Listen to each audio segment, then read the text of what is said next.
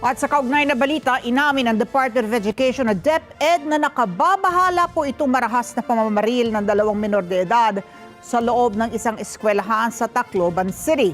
Nauna po rito, pinag-utos na rin ng Malacanang na paigtingin ang seguridad, hindi lamang sa mga paaralan pero sa lahat ng lugar sa bansa. Karagdagang detalye sa live report ni Madeline Villar Moratillo. Mads. Yes, Ali, pumunta na rin nga sa Tacloban City si Education Secretary Sani Angara para personal na makiramay sa mga nasawing estudyante kasunod ng shooting incident sa isang paaralan doon at alamin ang sitwasyon ng mga na-ospital pang biktima.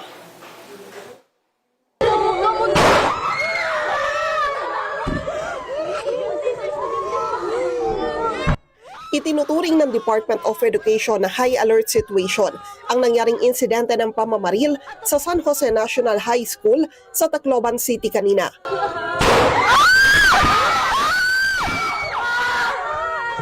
Sabi ni Education Secretary Sani Angara, nakikipag-ugnayan na sila sa law enforcement agencies, partikular sa Philippine National Police at mga otoridad ng nasabing paaralan.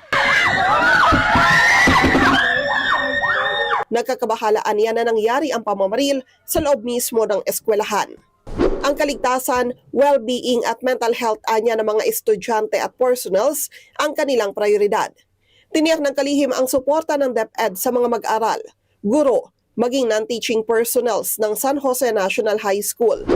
Nagkikipag-ugnayan na rin ang DepEd sa mga ahensya ng gobyerno para sa pagbibigay ng kinakailangang assistance sa mga mag-aaral at personnels, lalo na ang psychosocial support para sa mga estudyante, guro at iba pang personnel ng paaralan.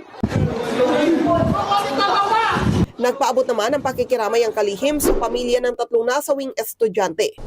Personal ring pupunta sa Tacloban ang kalihim para matulungan ang mga apektado, lalo ang mga na-ospital. Una rito sa report ng Tacloban Police Office, 7 ang nasugatan dahil sa insidente. Si Pangulong Ferdinand Marcos Jr. ipinag-utos rin ng malilimang investigasyon sa Tacloban High School shooting incident. Sabi ni Palace Press Officer Claire Castro, ikinalulungkot ng Pangulo ang pangyayari. Kahit sino anya, lalo ang magulang ng mga biktima, magkakaramdam ng lungkot at takot dahil sa pangyayari. Kaugnay niyan, pinag-utos anya ng Pangulo na matiyak ang proteksyon at kaligtasan sa lahat ng lugar, mga opisina, establishmento, lalo na sa paaralan.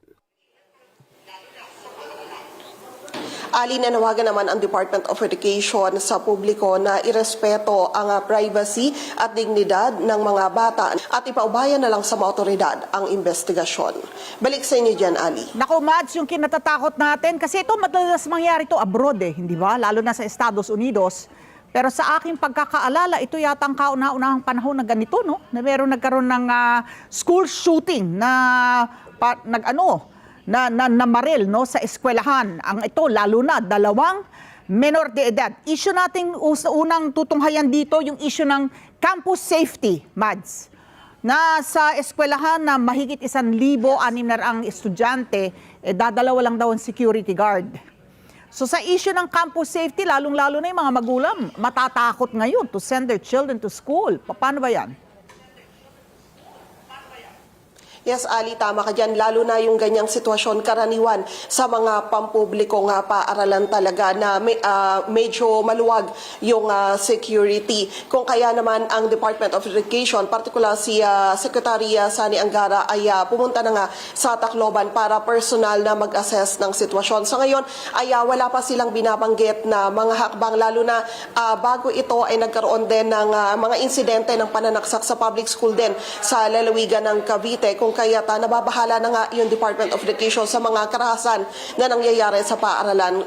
Kung kaya pinag-aaralan nila kung paano yung mga seguridad na ipapatupad para masiguro ang kaligtasan ng mga estudyante at maging ng mga guro sa mga paaralan na yon.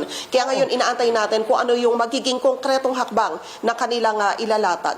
Para maipasok mo, Mads, yung sa Cavite, yung patalim. Dito naman, yung Glock. Hindi ba yung pistol at saka isang kalibre 38 para maipasok sa loob ng premises ng paaralan. Siguro yun ang dapat higpitan. Ito, yung issue pa. Dahil ayon sa mga balita, isa sa motibong tinitignan, mukhang nabubuli itong suspect, no? Na yun daw ang motibo ng kanyang pamamaril. Ito ba napag-usapan? May binanggit ba si Secretary Sani Angara dahil yung Anti-Bullying Act natin, merong mga responsibilidad yung ating mga eskwelahan na mekanismo kapag merong nagreklamo na siya ay nabubuli, yung compliance ng ating mga paaralan dun sa mga protocol at mekanismo para tugunan ang bullying sa kanilang mga paaralan.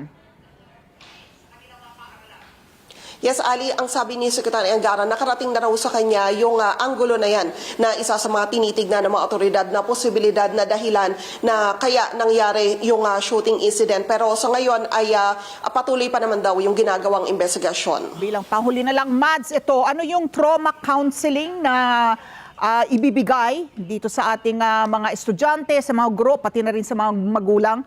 Ano ba ang nabanggit? Yes, Ali, ang DepEd ay nakikipag-ugnayan sa Department of Social Welfare and Development sapagkat sila yung maraming personnel na meron talagang karanasan pagdating sa psychosocial support para sa mga nakaranas ng mga trauma. Kung kaya ang DepEd ay nakikipag-ugnayan sa DSWD. Ang sabi ng DSWD, handa naman daw sila agad na tumugon para matulungan yung mga estudyante at maging yung mga personnel ng paaralan na maaring na trauma dahil sa pangyayari na yon. Alright, maraming salamat. Merlin Villar Moratillo, nag-uulat live.